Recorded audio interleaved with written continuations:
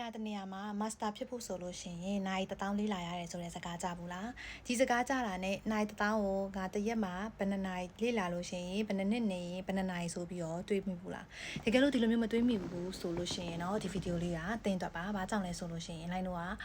ဒီကိုနေရာတဲ့နေရာမှာ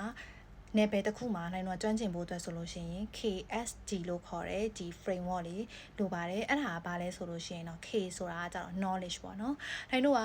marketing ကျွမ်းကျင်ခြင်းနဲ့ဒါပေမဲ့ marketing နဲ့ပတ်သက်တဲ့ knowledge တွေမရှိဘူး marketing နဲ့ပတ်သက်တဲ့ knowledge တွေကိုနေ့စဉ်မလေ့လာနေလို့ဆိုရင်လှိုင်းတို့ကဒီ marketing ကိုဘယ်လိုမျိုး master ဖြစ်လာမလဲအဲ့ဒီအတွက်ကြောင့်မလို့လှိုင်းတို့က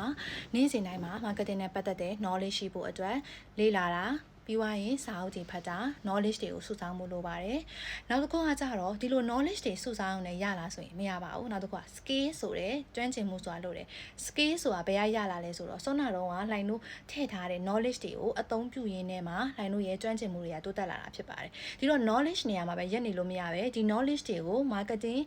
skills တက်လာအောင်ဘယ်လိုအသုံးချမလဲဆိုတော့ S ဆိုတဲ့ skills ကလည်းအရေးကြီးပါတယ်အဲ့တော့နောက်ဆုံး D ဆိုတာ development အဲ့တော့ skills ဖြစ်တယ် knowledge တွေရှိတယ်အသုံးချနေရပဲဒါဆိုရင် master ဖြစ်သွားမလားမဖြစ်ပါဘူးဘာကြောင့်လဲဆိုတော့ line တို့အသုံးချတဲ့အချိန်တိုင်းမှာအလုပ်ဖြစ်တာတွေရှိရဲအလုံးဖြစ်တာတွေရှိရဲတခါလေကြာရင်မှားတာတွေရှိရဲတခါလေကြာရင်မှန်တာတွေရှိတယ်ဒီအတွက်ကြောင့်မလို့ line တို့ကဒါကိုပြန်လဲသုံးသပ်ရင်းနေတော့မှာလှိုင်းတို့ပို့ပြီးတော့တိုးတက်အောင်လုပ်ဖို့လိုတာဖြစ်ပါတယ်အဲ့တော့ development ဘိုင်းဆိုတာ